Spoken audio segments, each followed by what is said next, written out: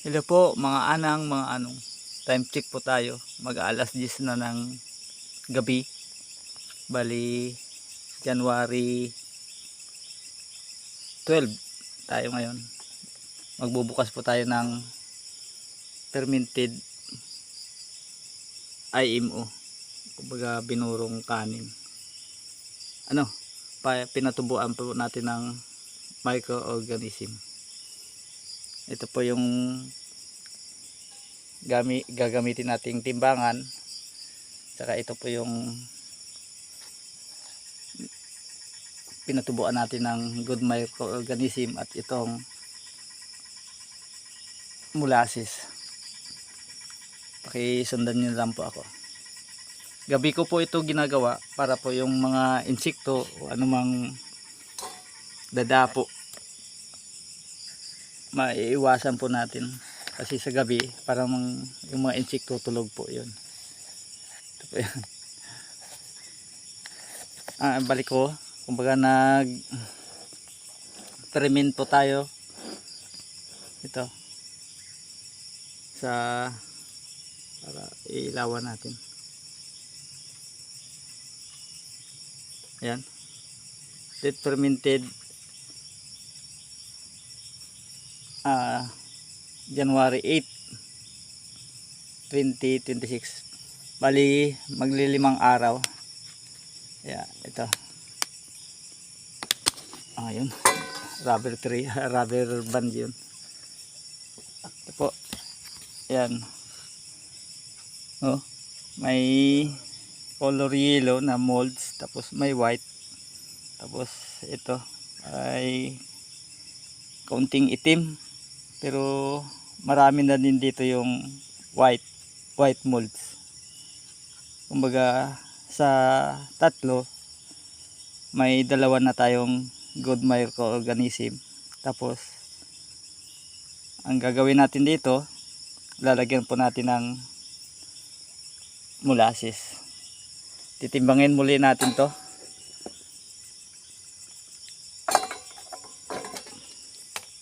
Yan. Bali 1 kilo at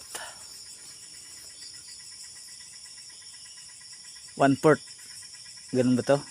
O sige, basta may sobra tong nasa lalagyanan po ng ng pintura, kaya may kabigatan din. Ito naman molasses, titimbangin din natin. Ito, sobra din siyang 1 kilo at magkakalahati na po. Kaya pakisundan nyo lang po ako mga anang, mga anong. Lalagyan po natin to ng molasses. Hindi man natin to maubos itong molasses, pero tawag dito, kasi matagal po itong ilabas. Yan, sundan po natin. Ganito po ang step, pangalawang step ng gagawin nating IMO.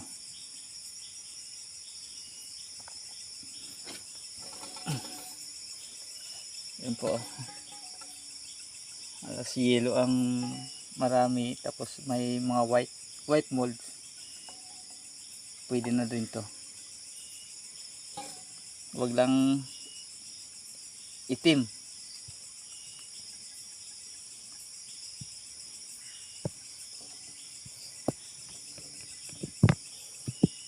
Malagkit ang molasses na gamit natin.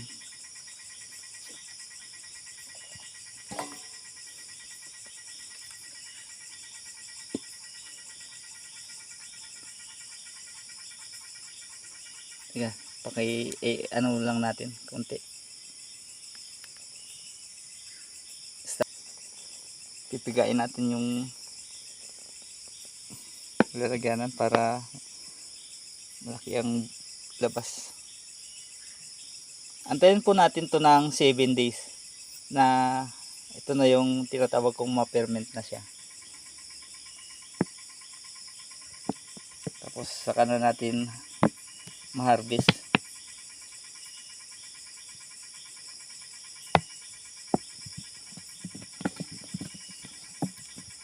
Bali step 2 o itong ginagawa natin.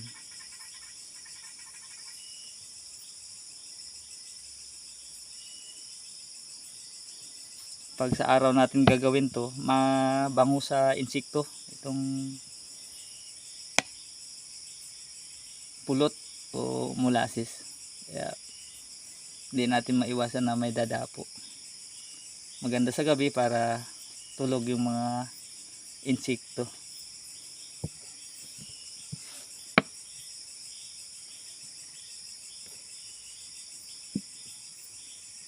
Shout out kay Kevin, kay Ford's Backyard, at saka sa mga nanonood.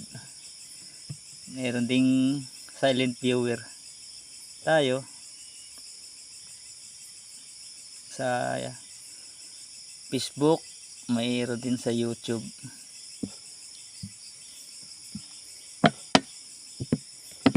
Parang paubos na. Napapansin nyo parang yung umaapaw lang, ganyan lang yun. Ito, tama na to siguro. Balik natin sa timbangan. Ilang, bali 1/4, wala na. Bali ito 2 guhit na lang.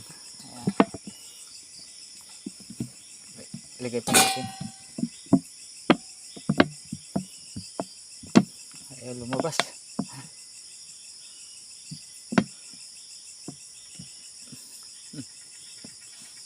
Yan.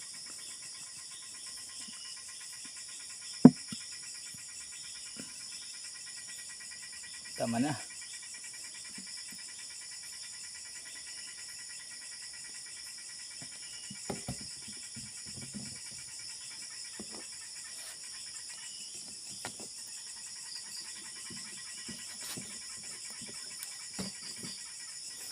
Tatakpan muli natin to ng Manila paper.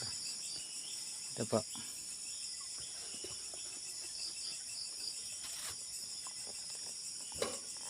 Pakiabangan nyo na lang po mga anang ang step 3. Bali mag-harvest na tayo nito. Sige po. Ayan si G. I am organic practitioner. Ayan. Sige po, bye-bye na. Mahaba na ng vlog video natin. Kung may katanungan kayo, pwede naman po.